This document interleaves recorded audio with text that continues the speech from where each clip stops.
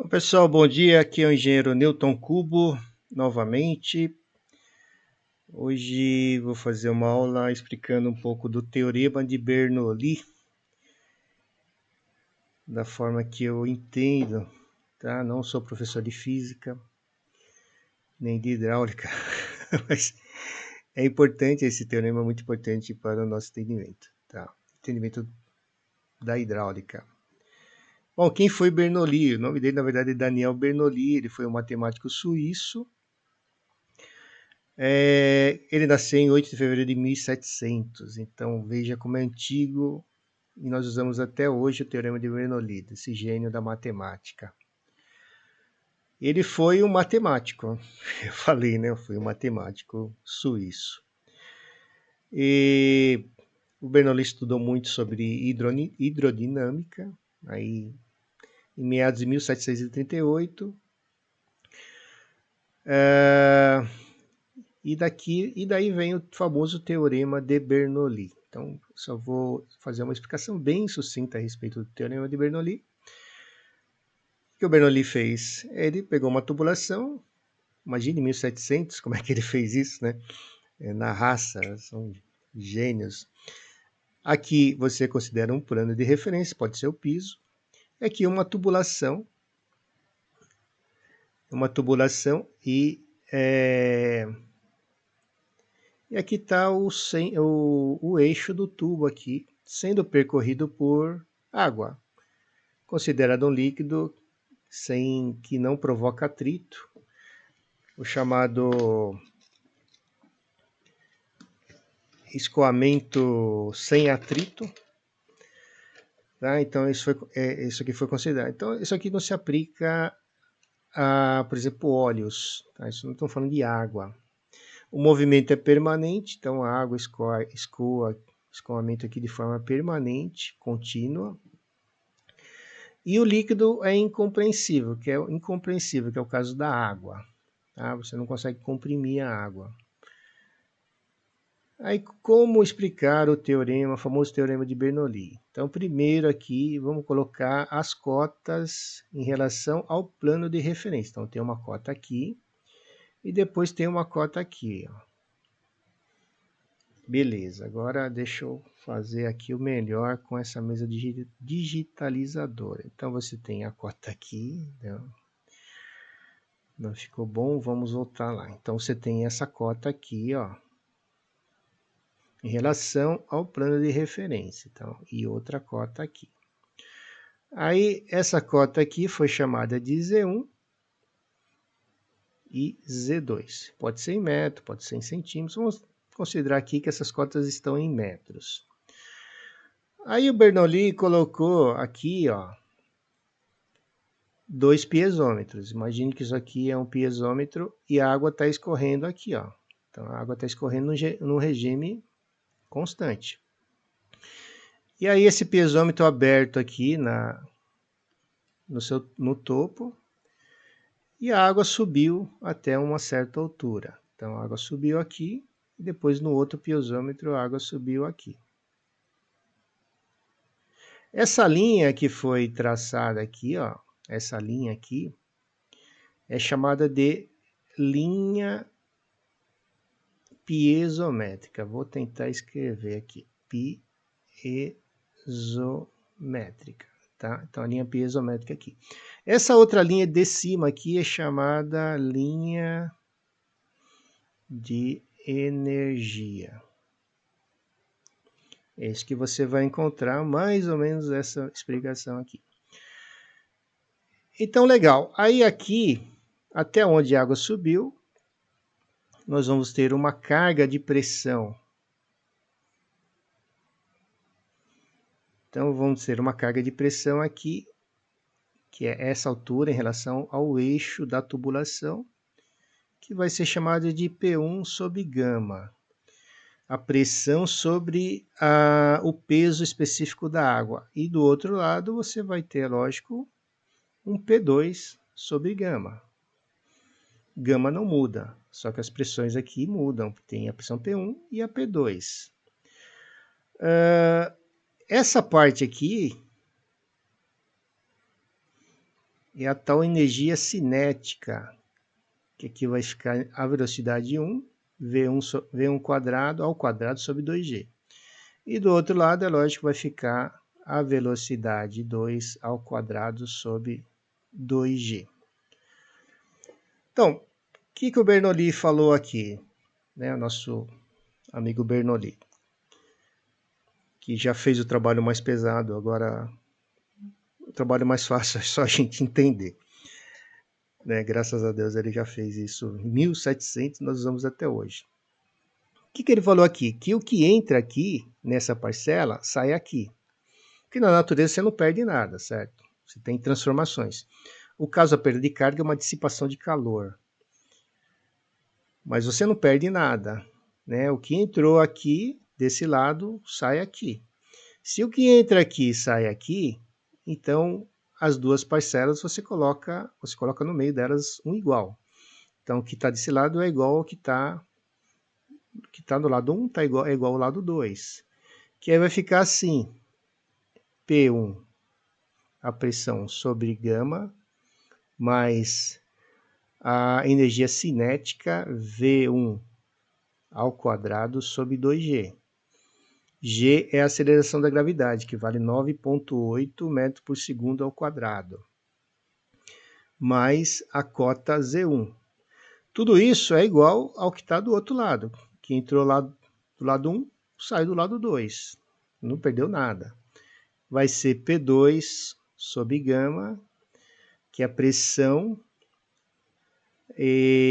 mais a velocidade, 2 ao quadrado sobre 2G, mais quem é a cota Z2. Agora, o que aparece desse lado aqui, para os problemas reais, por exemplo, o cálculo de perda de carga, cálculo de sistemas elevatórios, vai aparecer aqui um termo que, no livro que eu uso, do professor Azevedo, é esse livro aqui, ó, que foi usado no meu curso de engenharia. Né? O professor lá usava esse livro aqui, do professor... desculpe, na verdade, esse livro é do Azevedo Neto e mais 3 autores. Então, Acácio Eige, Miguel Fernandes e Roberto de Araújo. Tá? Então, mas eu conheço esse livro aqui como o livro do professor Azevedo de hidráulica, um dos mais conhecidos. Aí. Então, vai entrar essa parcela aqui, que é uma parcela de perda de carga chamada HF ou HP. Então, esse é o famoso teorema de Bernoulli, que é aplicado para várias situações da vida real e para a resolução de vários exercícios aí de vestibulares, etc. Depois eu vou pegar uns 2 exercícios do livro do professor. Tem a solução lá, mas como todo livro técnico, tem passagens que às vezes é difícil de entender como é que ele fez aquela passagem. Então eu vou explicar como as passagens foram feitas, de forma detalhadas, que é o que eu penso ser o diferencial aqui do meu canal, que é ser o mais detalhar o máximo que eu puder. Então, o teorema de Bernoulli é isso. Pô, como é que eu entendo isso aqui? O que você entende é que o que a bomba está mandando de pressão e vazão vai chegar lá no último hidrante. Pô, mas não chega. É que vai ocorrendo dissipação de calor e você tem perda de carga, que é o tal HF. Mas, assim, a energia não se perde, você não perde a energia, certo? Ocorre uma transformação. É isso que o Bernoulli mostrou aqui, demonstrou através de uma experiência lá em 1700, e nós usamos isso até hoje. Até, por exemplo, fazer um exemplo bem simples aqui, só que esse exemplo me salvou no curso de engenharia, porque como eu conhecia mais ou menos sobre isso, então isso me salvou no curso de engenharia, numa prova de recuperação, lá nem lembro, mas caiu um exercício sobre sistema elevatório. Então o que aconteceu? O professor deu um exercício mais ou menos assim, né? Uma caixa d'água Isso é comum em prédios e apartamentos, porque a pressão do sistema público não é suficiente para encher a caixa d'água lá do 15º andar, lá a 30 metros de altura. Então você tem que colocar uma bomba, uma caixa d'água lá no subsolo, normalmente, uma bomba para recalcar essa água. Eu vou fazer um desenho, talvez não fique muito bonito, hein, pessoal? Então você vai ter que colocar uma bomba aqui. Então aqui, opa.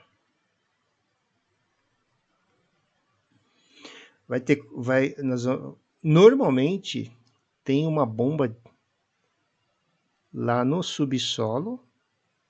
Então tá aqui o rotor da bomba. Ou no térreo tá a bomba aqui.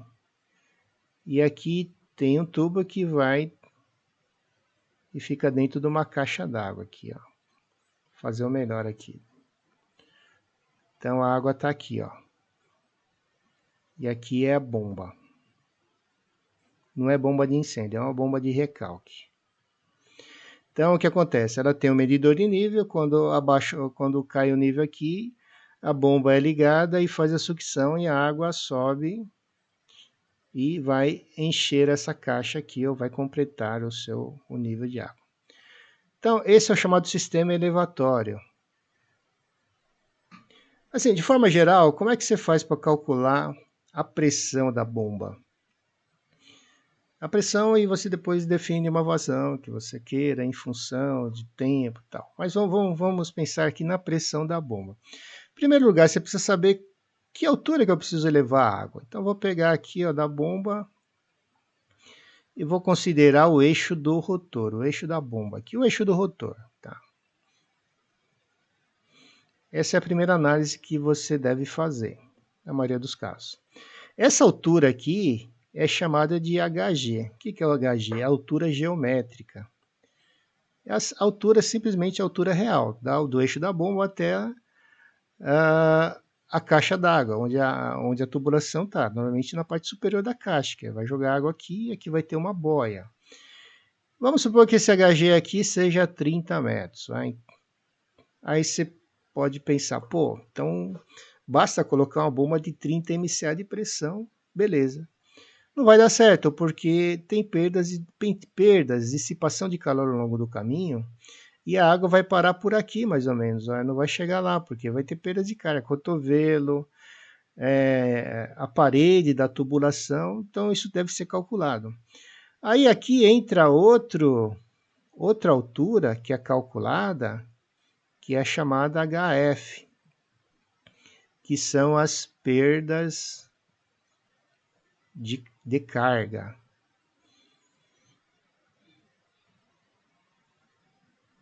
Tá? E aí, somando o HF com o HG, você vai ter o que em alguns lugares chama de HM ou HMT, altura manométrica.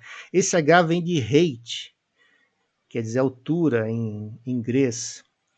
Então, a altura manométrica, que vai ser a pressão da bomba, nada mais é do que a altura geométrica mais a perda de carga. E aí acabou. Vamos supor que aqui você achou de perda de carga 5 metros. Pô, qual vai ser a altura manométrica da bomba, o HM? Alguns usam HMT. Não importa, o importante é você definir. Pô, HM é minha altura manométrica. Vai ficar 30 mais 5. Então você vai precisar aqui de uma bomba de 35 MCA, metro coluna d'água, que eleve a água a 35 metros. Se a altura geométrica é 30, você leva mais 5 porque tem perda de carga. E aí a água vai chegar aqui e vai encher essa caixa. Tá? De forma assim bem objetiva, é isso. Tá? Espero que tenha sido aqui o mais simples possível, pessoal. Eu falei aqui bem objetivo. Lógico que esse teorema é muito mais sofisticado do que esse que eu falei. Mas eu entendo que é o suficiente para a gente começar a pensar e ter essa ideia de essa visão aí da hidráulica, que é importante para você analisar problemas da vida real. né? O que vai diferenciar você, um técnico, um engenheiro, arquiteto, um entusiasta, não precisa ter formação nenhuma, você gosta de estudar isso, o que vai te diferenciar de outra pessoa é essa visão teórica.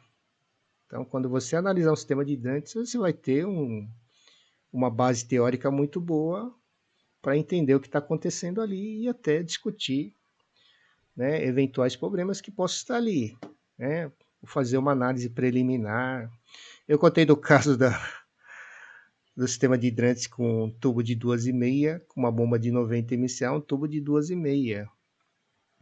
Pô, de cara assim, o que você... Uma variação rápida, a velocidade não atende. Vai ser maior que 5 metros por segundo. Uma pressão de 90 para uma vazão de 1.200, usando de ponta a ponta um tubo de 65 milímetros, você não precisa fazer conta nenhuma para chutar mais de 5 metros por segundo, está irregular, pode dar problema. O pior ainda é na sucção da bomba, que também com velocidade muito alta, dobro da velocidade recomendada lá pela IT. Bom, eu acho que é isso aqui. Depois eu vou fazer mais uma aula, vou resolver uns 2 exercícios. Eu recomendo que você pegue um papel e faça o desenho, como eu fiz aqui, para entender. Então, eu sei desenhar isso aqui e sei colocar os seus valores aqui e tal, enfim. Bom, muito obrigado.